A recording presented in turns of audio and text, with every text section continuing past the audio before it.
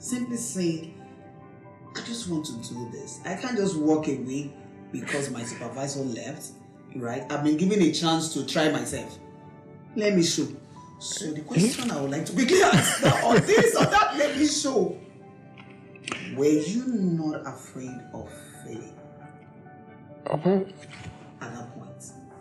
Why would you be afraid of failing? When I look back today,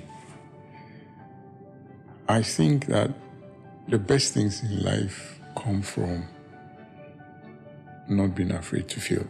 Because someone who is afraid to fail will not ask the right questions. Yeah. And so you can learn. You also should get to the point in life where you're not afraid to ask questions if you don't know, right? Never pretend to know. I mean, I come here, I may have an idea of what you're doing, but I'll still ask the questions that may sound silly, may sound stupid, but because I want to know, right? And there is no one you can learn from. In my associations in life, I have sat with the very low people, ate with them, just to understand the kind of things that they are. Because the job I do in the advertising industry is about consumer behavior of individuals, what they do, their habits, observing them and all that. If I don't really know who they are, I really can't express or understand their habits. So not being afraid to fail is one thing a lot of us should adopt. I mean, you, like the Yorubas will say, you can miss your way if you ask for directions. So someone who doesn't ask questions, you really can't be told what to do. And I think is also what happens to us when the Bible tells us that ask and you shall be given, seek and you will find, knock and the door will be open. We serve an almighty God. Are we saying to ourselves that he doesn't know what we need? Why is he asking us to ask? It's your heart that he's looking at. Yeah. And that's just the way I see it. Yeah.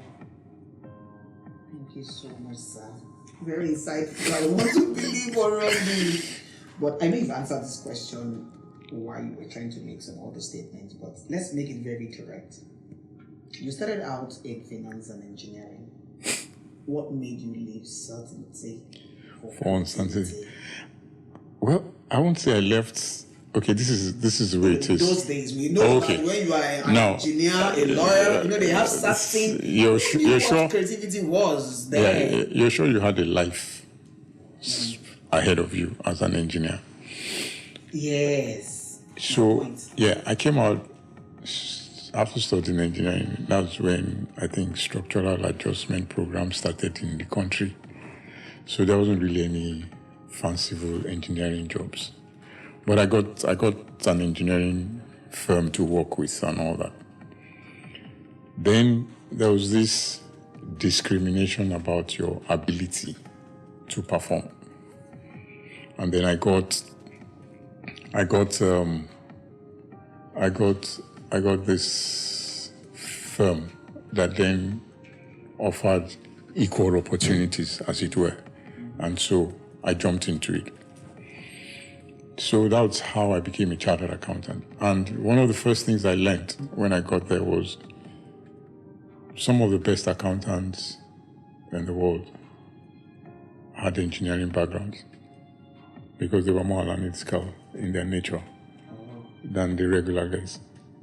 So that ability to ask questions, ability to see through things and analyze things properly was something that I also brought, that I think I brought to the table. So that was it.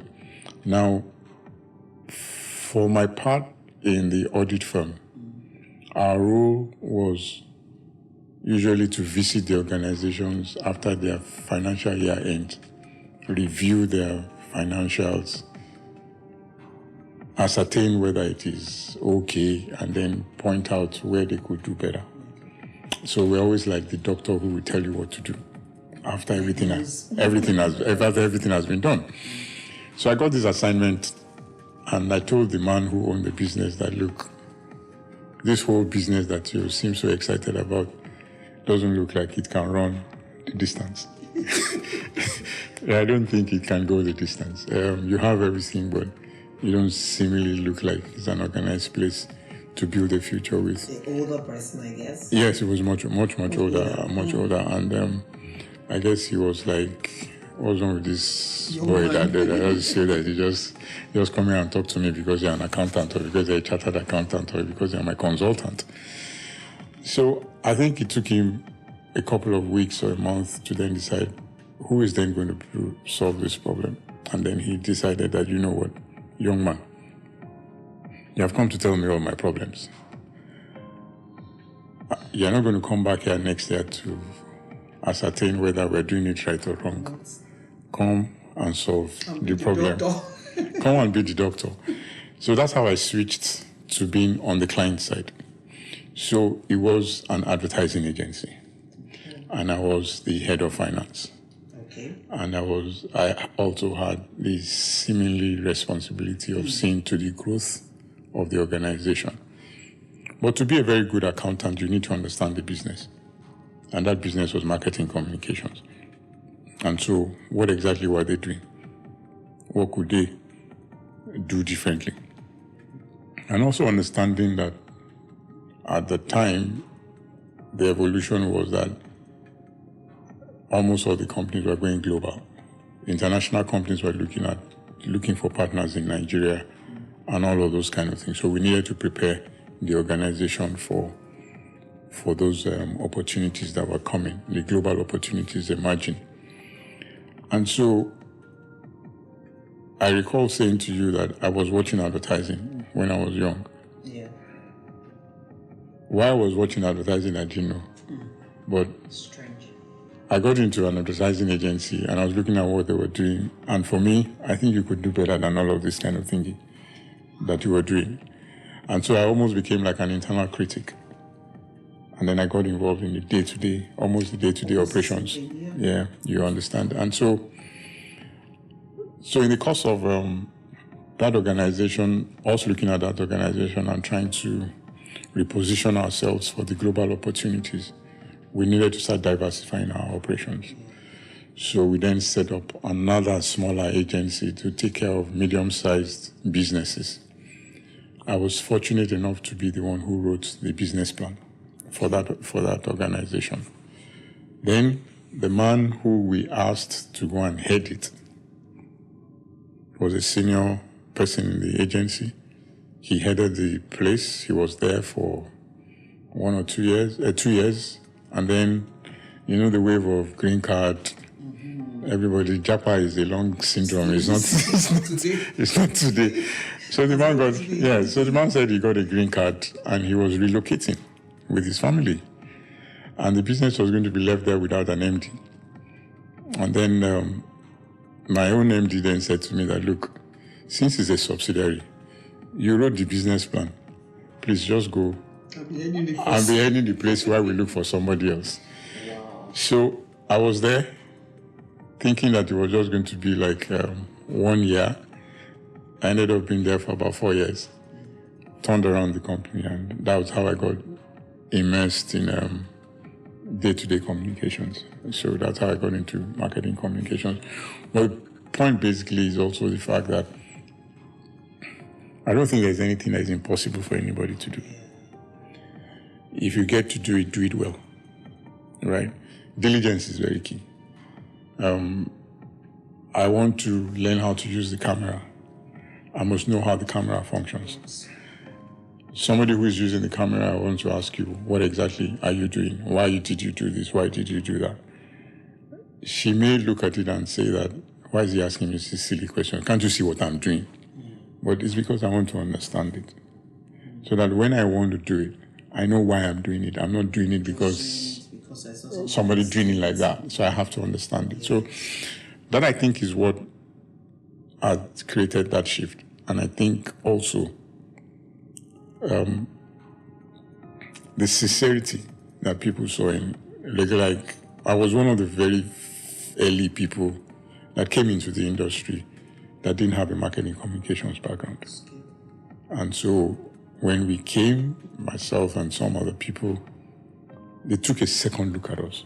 Like, there's still something about these guys. And fortunately today we're still very relevant. And I thank God for everything.